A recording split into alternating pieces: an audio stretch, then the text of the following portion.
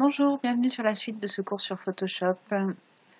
On a vu précédemment donc les outils de sélection simples, le rectangle, le lasso, la baguette magique, et on a vu comment les combiner entre eux en utilisant la touche majuscule pour additionner des sélections et Alt pour soustraire. Là, on va voir l'outil plume qui permet de détourer très finement en fait tout type d'objet et qu'on utilise très souvent dès lors qu'on veut un détourage vraiment propre. Donc dans la plume, vous avez plusieurs outils qui sont cachés. On utilisera plutôt des raccourcis clavier plutôt que d'aller changer d'outil à chaque fois. La première utilisation de la plume, c'est par exemple si vous voulez dessiner ou isoler des formes géométriques. Je vais dans ces cas-là faire des segments de droite simplement en faisant des clics successifs, voyez. Voilà. Si je veux démarrer un nouveau tracé, je maintiens la touche CTRL, mon curseur se transforme en petite flèche blanche, je clique à l'extérieur de mon tracé, ça désélectionne le tracé. Tant que je suis avec cette touche CTRL et donc ce petit curseur blanc, je peux aussi venir sélectionner un point de mon tracé.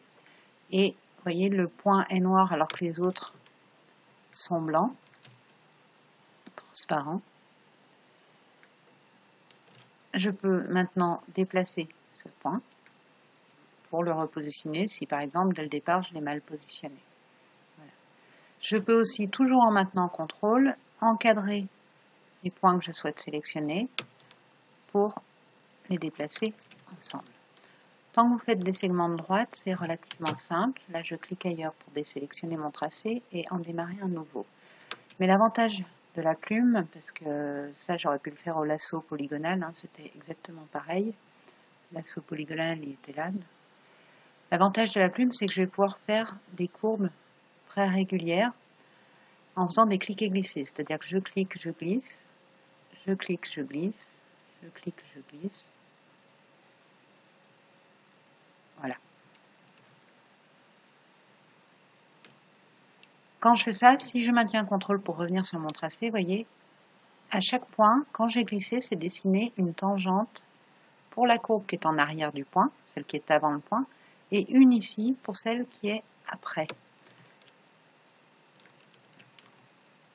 C'est ces tangentes qui vont me permettre de donner la direction de la courbe. C'est-à-dire que plus la tangente est longue, voilà, plus je vais déformer ma courbe. Vous voyez, ma courbe c'est celle-ci. Elle va suivre en fait la direction de ma tangente jusqu'à s'infléchir pour venir rejoindre l'autre point avec la tangente associée.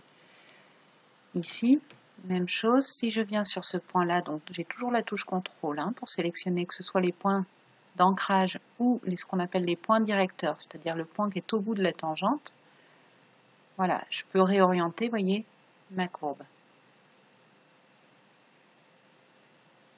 Ou agrandir vers le bas, la tirer vers le bas. Donc la touche CTRL, là aussi, me permet de déplacer le point, mais elle me permet aussi, sur des points que j'ai créés par cliquer-glisser, de modifier l'orientation et la longueur des tangentes. Ne perdez pas de vue que la courbe finale, c'est-à-dire celle qui fera votre sélection quand on transformera ça en sélection, ce n'est pas celle-ci, c'est bien celle qui est reliée par les points d'ancrage. Donc en fait, le souci de la plume, c'est de bien différencier le petit point carré qui est le point qui appartient à mon tracé, des points directeurs qui sont au bout des tangentes, qui n'apparaîtront pas au final dans le tracé et qui ne servent qu'à orienter mes tangentes. Là, j'ai fait une courbe qui est continue, c'est-à-dire qu'en fait, il n'y a pas de cassure dans la courbe, j'ai une forme de vague. Si maintenant, je veux réorienter celle-ci, par exemple, vers le haut, c'est-à-dire que la courbe, au lieu de repartir par le bas, comme ça s'est fait naturellement quand j'ai fait le cliquer-glisser, je veux qu'elle fasse, elle descende et elle remonte, c'est-à-dire qu'elle a une sorte de sommet sur la courbe. Pour ça, ici, sur mon point directeur, donc encore une fois, pas sur le point d'ancrage, mais sur le point directeur, je vais venir avec la touche Alt, cette fois, ça active l'outil de conversion, c'est ce petit signe, voilà, je clique et je glisse, donc j'ai toujours la touche Alt maintenue, et je redirige vers le haut cette courbe-là, ce qui fait que j'ai changé de direction, vous voyez, j'arrivais en partant vers le bas, c'est cette tangente-là qui oriente cette courbe-là, j'ai redirigé cette tangente-là avec Alt sur le point directeur, pardon. Là, j'ai cliqué à côté du point, c'est pour ça que j'ai annulé.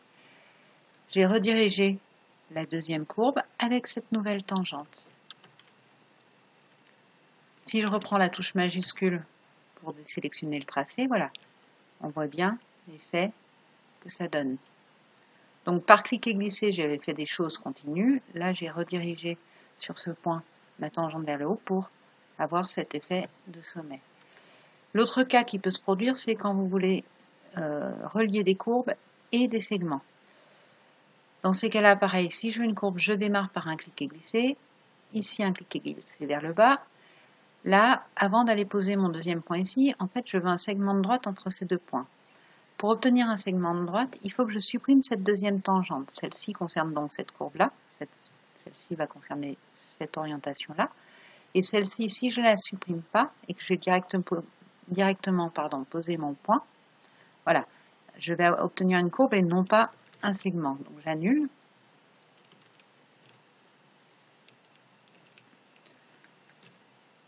Et là, pour supprimer cette tangente, je vais cette fois sur le point d'ancrage, maintenir Alt, et je fais un clic. Ça supprime la tangente. Je viens mettre un point, donc sans cliquer glisser, puisque je veux un segment. Voilà, ici. Et admettons que là, je veux repartir avec une courbe. Je vais maintenir Alt à nouveau et dessiner la tangente. Encore une fois, ce que je dessine là, c'est la ligne directrice de la courbe. Vous voyez, c'est le petit point rond en haut qui vous permet de faire la différence avec le point d'ancrage. Voilà, à partir de là, je continue. Ici, même topo. Si je refais une fois la manœuvre, ici, je veux repartir avec un segment de droite. Je vais supprimer ma tangente avec Alt. Je fais un clic sur le point d'ancrage, un clic ici, et là, je peux repartir avec une tangente vers le bas, par exemple. Voilà. Comme ça.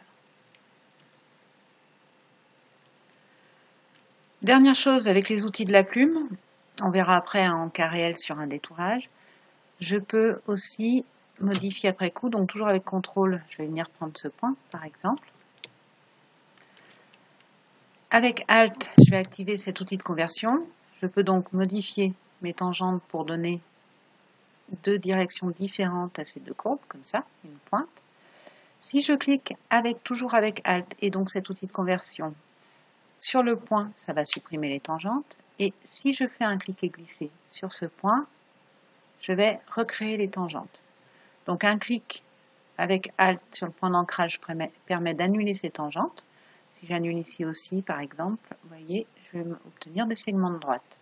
Un clic et glisser permet de recréer ces tangentes. Un clic et glisser sur le point d'ancrage et un clic sur le point directeur ici, voilà, permet de les diriger. Pour cette partie du cours, on va s'arrêter là. Vous pouvez aller voir, si vous êtes pressé pour la suite, vous pouvez aller voir les 2 tutos sur la plume qui ont déjà été publiés sur la chaîne de Photophile. Si vous en avez la possibilité, essayez de vous entraîner avant le prochain cours sur lequel on verra comment utiliser cette plume en cas réel pour détourer un personnage. Et puis, n'hésitez pas surtout à nous mettre vos commentaires sur la chaîne ou éventuellement vos questions si vous rencontrez des difficultés. On essaiera dans la mesure du possible, bien sûr, d'y répondre. Je vous dis à très bientôt sur la chaîne de Photophile.